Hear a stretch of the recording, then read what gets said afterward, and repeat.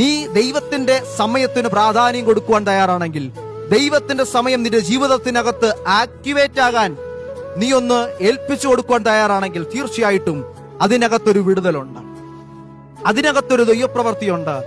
വിശ്വസിക്കുക. ഒരിക്കൽ മുൾപ്പടർപ്പ് മോശയുടെ ജീവിതത്തിൽ ഒരു തിരുവായി മാറി.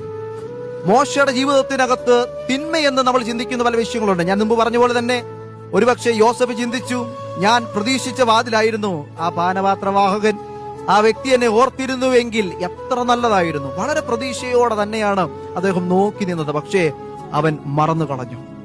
തിന്മയെന്ന് തോന്നി, പക്ഷെ പിന്നീട് മനസ്സിലായി, അയ്യോ, തിന്മയ്ക്കല്ലായിരുന്നു, നന്മയ്ക്ക്. കാരണം ദൈവം നിശ്ചയിച്ചൊരു സമയം എനിക്കുണ്ടായിരുന്നു. ഞാൻ പൊട്ടക്കിണറ്റിൽ കിടന്നപ്പോഴും കാരാഗ്രഹത്തിൽ കിടന്നപ്പോഴും ഇങ്ങനെ ദൈവം നിശ്ചയിച്ചൊരു സമയം എന്റെ തലയ്ക്ക് മുകളിൽ ഉണ്ടായിരുന്നു എന്ന് ഞാൻ തിരിച്ചറിഞ്ഞില്ല. എത്ര പേർ വിശ്വസിക്കുന്നു? ദൈവം നിശ്ചയിച്ചൊരു സമയമുണ്ടെങ്കിൽ അത് വെളിപ്പെടുക തന്നെ ചെയ്യും.